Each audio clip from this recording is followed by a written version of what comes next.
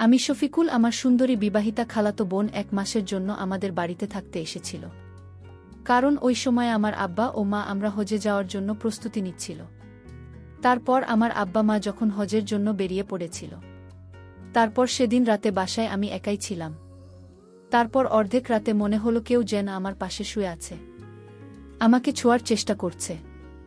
তারপর অনেক বেশি ঘাবড়ে গিয়ে চোখ খুলতেই দেখি আমার খালাতো বোন তো আমার চাদরের ভিতরে শুয়েছিল।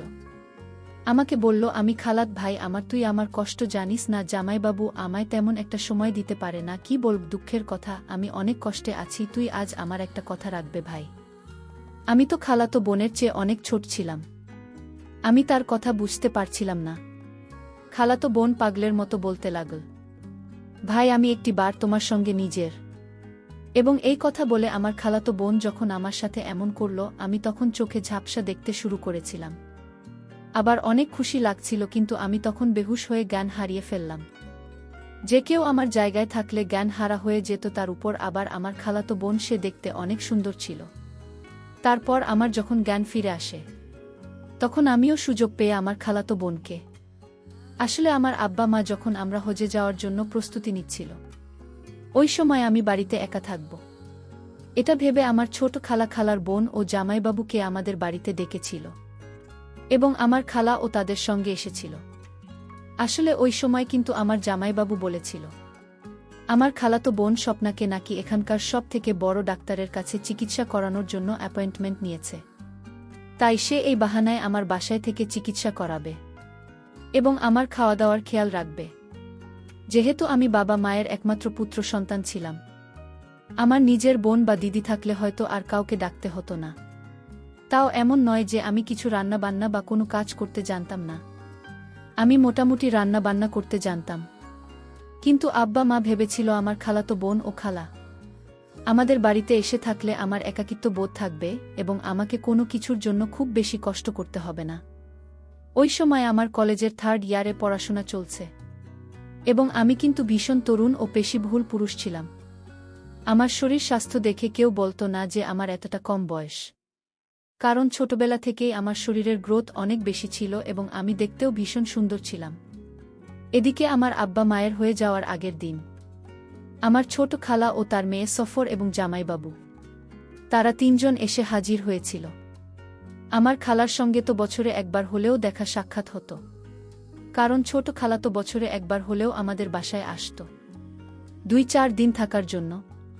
কিন্তু আমার খালাতো বোনের সঙ্গে প্রায় 4 বছর পরে দেখা হয়েছিল, কারণ সোফা আপু বিয়ের পরে সেদিন প্রথম আমাদের বাড়িতে জামাইবাবুকে নিয়ে এসেছিল এবং তার সৌন্দর্য দেখে তো আমি তার দিকেই তাকিয়ে থেকে গেছিলাম।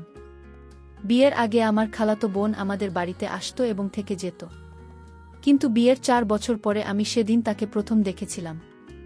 আমার খালাতো বোন সফরের যখন বিয়ে হয়ে যায়, তারপর এসে আমাদের বাড়িতে আসার সেরকমভাবে কোনো সুযোগ পায়নি এবং আমার খালাতো বোন সফল ও বয়সে আমার থেকে প্রায় 7 বছর বয়স ছিল।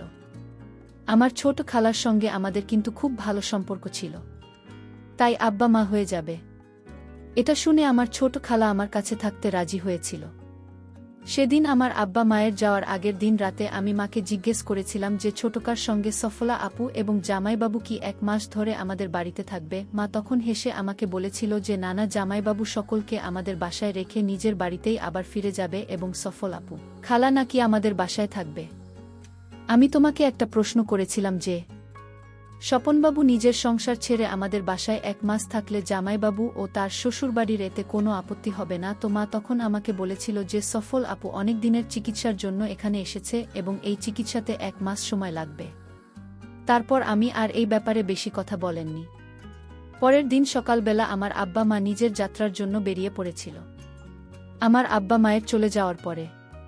কিন্তু আমার খালাতো আপু, আমার খালা ও জামাইবাবুর সঙ্গে আমার খুব ভালো সময় কেটেছিল। তারপর জামাইবাবু আমাদের বাড়িতে 2 দিন থাকার পরে নিজের বাড়ির জন্য রওনা দিয়েছিল। আমার জামাইবাবু যখন আমাদের বাসা থেকে চলে গিয়েছিল, তারপরে সেদিন আমি আমার খালা মিলে যখন একসঙ্গে রাতের খাবার খাচ্ছিলাম, ঠিক ওই সময় আমি কিন্তু সফল আপুর সঙ্গে অনেক ধাক্কাও করেছিলাম। বলেছিলাম, সফল আপু তুমি কত সুন্দরী, কিন্তু তোমার বর ততটাই কুৎসিত দেখতে। আমার কথা শোনা মাত্রই জানি না কেন আমার খালাতো বোন রাগ করে খাবার ছেড়ে টেবিল থেকে উঠে ঘরের ভিতরে চলে যায়। আমি তখন খেলার মুখের দিকে তাকিয়েছিলাম এবং ভীষণ লজ্জা পেয়েছিলাম এবং বুঝতে পেরেছিলাম যে আমি হয়তো একটু বেশি ঠাট্টা করে ফেলেছি। খালা তখন আমাকে বলেছিল আসলে পয়সা বালা দেখে নাকি সফল আপুর বিয়ে জামাইবাবুর সঙ্গে দিয়েছিল, কিন্তু সফল আপুর আমার জামাইবাবুকে নাকি পছন্দ ছিল না, কারণ সে খুব কালো কুৎসিত ছিল দেখতে। ওই সময় আমি বুঝতে পেরেছিলাম যে আমি আমার খালাতো বোনের সঙ্গে ধাক্কা করে তাকে কষ্ট দিয়েছি। তাই রাতের খাওয়া দাওয়ার পরে আমি তার ঘরে গেছিলাম তাকে সরি বলতে। তারপর সেদিন রাতে আমি যখন তার রুমে যাই তখন দেখি আমার খালাতো বোন ঘরের লাইট বন্ধ করে মন খারাপ করে বিছানা একদিকে চুপচাপ বসেছিল এবং আমি যখন রুমে ঢুকে লাইটটা অন করে তার পাশে গিয়ে বসি এবং তাকে নরম স্বরে বলি, তখন সে নিজের আবেগ ধরে রাখতে না পেরে হঠাৎ করে কাঁদতে কাঁদতে আমাকে জড়িয়ে ধরে নিজের মনের কথাগুলো বলতে শুরু করে। আমি তো তাকে নিজের আপন মনে করে তার মাথায় হাত বুলিয়ে অনেক স্নেহ দিয়ে বলেছিলাম, আপু তুমি এ নিয়ে একদম মন খারাপ করো না, মানুষের চেহারাটাই সব কিছু নয়, চেহারার সৌন্দর্যের থেকে মনের সৌন্দর্য কিন্তু অনেক বেশি মূল্যবান ও কার্যকরী। পরের দিন সকালবেলা হঠাৎ করে আমার খালুর ফোন আসে এবং আমার খালুর সঙ্গে আমার খালা যখন ফোনে কথা বলে তারপরে সে অনেক বেশি কাজ শুরু করে এবং নিজের জামা কাপড় গোছাতে শুরু করে। তারপর খালাকে জিজ্ঞেস করতে জানতে পারি যে খালু নাকি সিঁড়ি থেকে পড়ে গিয়ে অনেক বেশি আঘাত পেয়েছে এবং তাকে হাসপাতালে ভর্তি করতে হয়েছে। এই কথা শুনে আমার খালার এদিন বাধ্য হয়ে নিজের বাসায় রওনা দিয়েছিল। না হলে তো আমাদের মাঝে একটাই কথা হয়েছিল যে যতদিন আমার বাবা মা বাসায় ফিরে না আসছে ততদিন ছোট খালা আমার সঙ্গে থাকবে। কিন্তু সেদিন বাধ্য হয়ে খেলাকে বাড়ি ফিরে যেতে হয়েছিল এবং আমার খালাতো বোন সফল আপু নিজের চিকিৎসার জন্য আমাদের বাড়িতেই ছিল। আমার খালার চলে যাওয়ার পরে আমি আমার খালাতো বোন আমাদের বাসায় একাই ছিলাম, এদিকে আমার আব্বা মায়ের সঙ্গে। কিন্তু ফোনে আমার প্রত্যেক দিন একবার করে হলেও কথা হতো। কিন্তু যখন থেকে আমার খালা বাড়ি চলে গেছিল তারপর থেকে কিন্তু আমার আপুর হাবভাব একেবারে পাল্টে যায়। সে প্রত্যেক দিন নিত্য নতুন জামাকাপড় পরে আমাকে জিজ্ঞেস করত যে তাকে দেখতে কেমন লাগে, এমনকি সে যখন তখন আমাকে অনেকে এবং আমি তাকে আপন মনে করে কিছু বলতে পারতাম না। আমি যখন কলেজ থেকে বাড়ি ফিরে আসতাম তখন সে আমার পছন্দের খাবারগুলো তৈরি করে এবং আমাকে অনেক যত্ন সহকারে খেতে দিত। আমি কিন্তু তখনও তার মতিগতি বুঝতে পারিনি। তারপর সেদিন রাত্রিবেলা যখন অনেক বৃষ্টি হচ্ছিল ও বাজ পড়েছিল, ওই সময় আমি নিজের ঘরের লাইটটা বন্ধ করে বিছানায় শুয়ে কানে হেডফোন দিয়ে গান শুনছিলাম। কিছুক্ষণ পরে মনে হলো আমার কেউ যেন আমাকে কিছু করার চেষ্টা করছে। তারপর আমি যখন তাড়াতাড়ি কান থেকে হেডফোন খুলে দিয়ে মোবাইলে লাইটটা অন করতেই দেখি আমার খালাতো বোন তো কেঁদে কেটে অস্থির হয়ে পড়েছে। আমি তখন তাড়াতাড়ি ঘরের লাইটটা অন করে আপুর চোখের জল মুছে জিজ্ঞেস করলাম, তুমি এভাবে কাঁদছ কেন? সে তখন আমার পাশে এসে আমাকে বলল, শফিকুল আমি একা ওই ঘরে ঘুমোতে পারছি না, আমার ভীষণ ভয় লাগছে। হয় তুমি এ ঘরে আমার সঙ্গে ঘুমাও, আর না হয় আমাকে ঘরে ঘুমাতে দাও, কারণ আমার ভীষণ ভয় লাগছে। তার কথা শুনে তো আমি তখন বাধ্য হয়ে তাকে আমার বিছানায় ঘুমোতে গিয়েছিলাম এবং আমি নিজের সোফাতে গিয়ে শুয়ে পড়েছিলাম। প্রথমে তো আমি এসব কিছুই বুঝতে পারিনি, কিন্তু ধীরে ধীরে বুঝতে পেরেছিলাম যে আমার খালাতো বোনের দৃষ্টিতে আমার দিকে অনেক বেশি সংকীর্ণ হয়ে যাচ্ছিল। এদিকে সে তো দিন দিন আমার সঙ্গে এমন ব্যবহার করতে শুরু করেছিল যে মনে হচ্ছিল যেন আমি তার নতুন বল। এমনকি সে আমার সাজগোজ করে আসত যাতে আমি তাকে কিছু বলি। আমাকে জিজ্ঞেস করত যে তাকে ওই রকম ছোট ড্রেসে কেমন দেখাচ্ছে। সেদিন আমি না পেরে আমার খালাতো বোনকে বলেছিলাম যে আমার সামনে এসব ড্রেস পরার কি আছে। আমার খালাতো বোন তখন বলেছিল যেহেতু অনেক বেশি গরম পড়েছে তাই নাকি সে গরম থেকে বাঁচার জন্য এই ধরনের ছোট জামা পরছে। এদিকে প্রত্যেক দিন রাত হতেই সে কোনো না কোনো বাহানা আমার বিছানায় ঘুমোতে চলে আসত এবং সে যখনই আমার বিছানায় ঘুমত সেদিন রাতে আমার সারা রাত ঘুম হতো না। তখন আমার কিন্তু সারা রাত এদিক ও দিক করে কাত এবং এতদিনে আমি তো এটা বুঝতে পেরেছিলাম যে আমার খালাতো বোন আমার কাছে আসার চেষ্টা করেছিল, কিন্তু সে কেন আমার সঙ্গে এরকম করেছিল আমি সেটা বুঝতে পারিনি।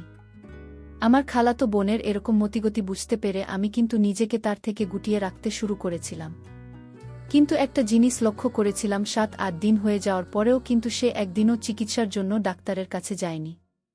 সেদিন আমি তাকে না পেরে জিজ্ঞেস করেছিলাম যে সে এখনো পর্যন্ত একদিনও ডাক্তারের কাছে কেন যায়নি।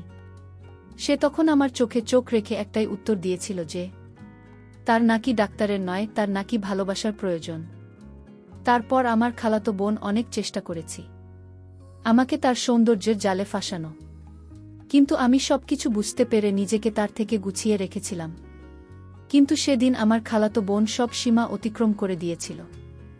যখন সে দেখে যে তার কোনো রকম চাল কাজ করেনি, তখন সেদিন দুপুরে আমি যখন নিজের ঘরে ছিলাম, তখন সে নিজের বাথরুম থেকে অনেক জোরে জোরে চিৎকার করে বলছিল, শফিকুল, আমাকে তাড়াতাড়ি বাঁচাও, এখানে শর্ট সার্কিট হয়ে গেছে। তার চিৎকারের আওয়াজ শুনে আমি যখন ভয় পেয়ে তাড়াতাড়ি ঘরের ভিতরে ঢুকে তার দিকে তাকাই, তখন তার দিকে তাকাতেই আমার চোখ দুইটা কপালে উঠে গেল। কারণ সে বাথরুমের ভিতরে এমন অবস্থা ছিল যে তাকে ওই অবস্থায় আমার দেখা ঠিক হয়নি। তুমি এসব কি করছো? কেন তুমি আমার সঙ্গে এরকম করছো? এরকম অবস্থায় তোমার আমার সামনে আসতে একবারও লজ্জা করে না? আর এখানে তো কোনো শর্ট সার্কিট হয়নি, তাহলে তুমি কেন মিথ্যে কথা বললে? তার মানে তুমি এটাই চাইছিলে তো যাতে আমি তোমাকে এই অবস্থায় দেখি, এবং তুমি যেটা চাইছো তোমার মনোকামনা যাতে পূরণ করি। যখন থেকে খালা আমার বাড়ি থেকে গেছে, তারপর থেকে তুমি আমার সঙ্গে বাজে ব্যবহার শুরু করেছে। তুমি আমার থেকে কি চাইছে? তারপর আমার খালাতো বোন যে অবস্থায় ছিল সেই অবস্থাতে বলল, শুধু একবার তোমারে চাই, দয়া করে আমার পূরণ করো। আমি তখন আমার খালাতো বোনকে হুমকি দিয়ে বললাম, তুমি এখান থেকে চলে যাও, না হলে আমি কিন্তু এসব কথা আমার বাবা মাকে ফোন করে বলে দেব।